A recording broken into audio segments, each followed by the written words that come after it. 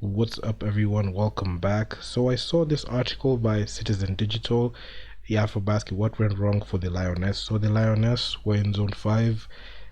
They went to compete there and they finished third and they bagged the bronze medal. So, without further ado, let me just get into it. So, if you're new here, please be sure to subscribe to the channel, turn on notification posts so that you never miss any new videos that are coming out.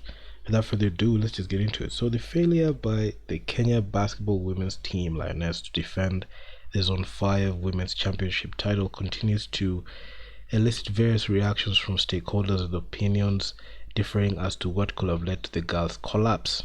Okay, just to get some context. We know the reason why they collapsed, and but we'll just get to that. So the Lioness bagged bronze after finishing third at this year's championships that were held at the MTN Arena in Lugogo, Kampala. The champions won by Egypt after beating the host in the finals. So the championship won by Egypt. So, however, the Lioness failure had gone unnoticed with stakeholders concerned as to what has led to their failure to reign supreme. So, I mean, there's so much there. There's so much here to unpack, but I'm gonna just not go. I'll just not go through the article verbatim, but one thing that was evident was the inadequate preparations and training, lack of friendlies, and among the key factors cited for their dwindling performance. So you could see heading into the Zone 5 championships, you could see a situation where the Kenya Lioness team were not prepared adequately, and you could see like there was a bit of there's a bit of like issues with how they were preparing. They didn't have enough time, but that's something that was quite funny due to the fact that they knew that the championships were going to be held at that time, and they had like the whole of like the rest of before the year ended and the start of the year to be able to qualify, to be not able to qualify, to be able to prepare. But unfortunately for them, they decided to waste all that time and they focused on last minute preparations and getting in them players that have not even played with the team. Like there were players that played abroad. They were just flown in to flown into the tournament to compete, and you could see that there was a lack of team chemistry in there. So the Lioness won the 2021 Zone 5 championships that represented the region in the FIBA Women's Africa Basket Championships last year held in Yaoundé, Cameroon, that was won by Nigeria. So you could see Kenya was the reigning defending Zone 5 champions. But when it came to this year's AfroBasket Zone 5, you could see Kenya was not there. The Kenya Lioness were not in it. So, and you could just see it from the start. Even despite winning 3 straight, you could see there was just flaws. I remember I detailed statistically what went wrong in those videos. A couple of while the Zone 5 championships were happening. But one thing that I saw, the main and most important game that they had was against Egypt, and that game against Egypt cost them the gold medal. And it's a game that if they fixed the flaws that they brushed over because of the wins, they would have been able to make the game much more interesting and competitive, as they got blown out in that game. And it was a bad thing to see. So former Lioness captain Hilda Ndasi, who was in the team in 2019 in Dakar, Senegal, wants the federation to involve the national team's inadequate preparations, adding that the current playing unit is good but needs to be strengthened for future assignments. So she was quoted as saying the Lioness needs to be given a chance. It takes time to get back to what the team was some years back. When I look at the players, that's a magnificent combination. All they need is room, because achieving success is a process. It's not like accounting where you only need to balance the books. I will only recommend that they be involved in more national assignments like friendly matches with other national teams to accelerate the process. Let's try to be consistent and active before the end before the next event on the FIBA calendar in that he said. So the soft-spoken shooting guard who plies her trade at the Kenya Ports Authority says the focus should now shift to the 2025 Afro Basket. So the next qualifiers is in 2025. We need to start observing the players we want to bring on board closely and monitor their performance, whichever team they are turn out for, both local and international, as we give them proper guidance. So I mean, there was so much that she said here. So let's also start mobilizing the relevant resources for that time. When that time now and when that time comes, everything in order. My honest opinion, the current team is one of the best, and all we need to do is support, have faith, and trust them in the process. Personally, if the coaches I worked under didn't give me a chance, I don't think I would be where I am today. So you could see she had some, positive things to say in there, but in reality, you could see she highlighted what needs to be done, and so that they can be able to compete at that level. But unfortunately, uh, I don't think the Kenya Basketball Federation officials will even heed to what she just said, because she has played for the national team. She has been in the ropes. She knows what needs to be done so that it can prevent such a result from happening again.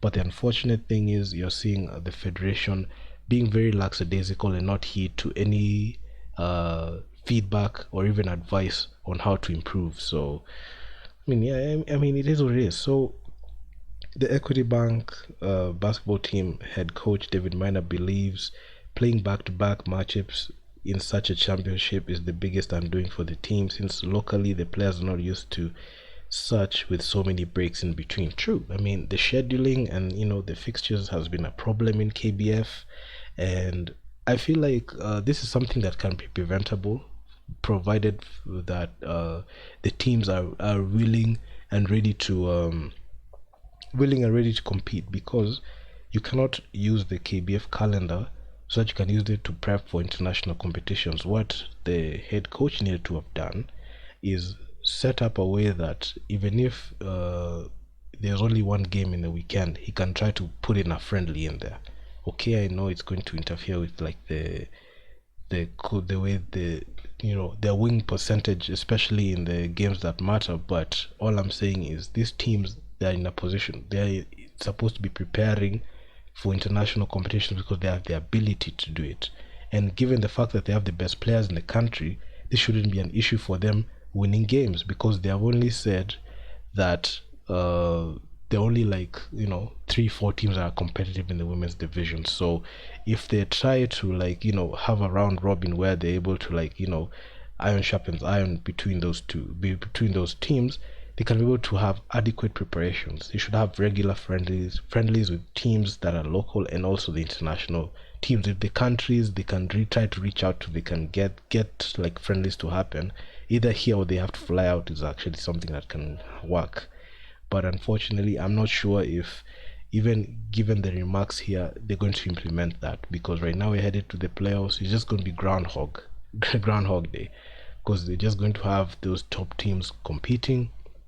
They're going to zone 5 this year, and you'll just see the end results. So he was also quoted as saying the Lioness did a good job in Uganda, even though they lost to Egypt. Let's not look at the loss, but what contributed to the loss. Playing back to back, which we are not used to in our local leagues, affect our performance. So Miner says, so the former national men's basketball assistant head coach Abel Nson, who is also the head coach for the Storm's women basketball team, also raised concerns on how teams are preparing for such international assignments. So the preparation did not allow the team to have the necessary synergy, he lamented. They lack some court leadership, which literally push and harass them into shaking up and waking up against Egypt, so on, so on, added. So the thing is, as much as they say the coaches have said there's not much playing back to backs in there, that is, I feel like that's not all in the federation's fault, because we know like the federation is very faulty when it comes to fixtures. The thing is, the coaches should not depend on KBF scheduling and games to make sure that they're able to prepare for these games adequately. What they should have done is create a training regimen that is better. That's number one. Number two, they try to get more friendlies with these teams, these international teams. They're seeing a situation where a team has like one game per weekend. They rest for like 6 days, they have another game. So you see, not in FIBA, those competitions they play back to back, and it's not like this is the first time they're participating in these competitions. They've participated in these competitions for a few years now, so they already know the drill. They know that the games are played back to back, but unfortunately for them, they refuse to learn and refuse to capture those nuances to the game and the way the games are, back to back. Then they come out and say, oh, we don't play back to back games here, so that's it. So that's just an excuse, just to sweep everything under the rug and give an excuse of why they lost.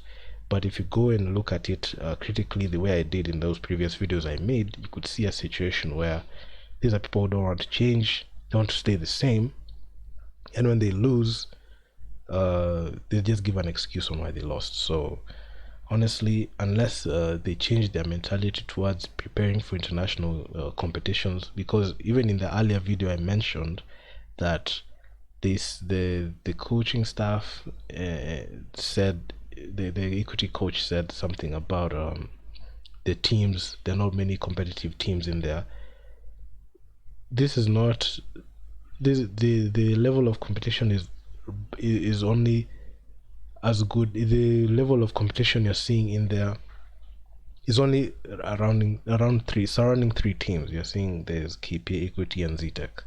The other teams, they're not built like those three teams.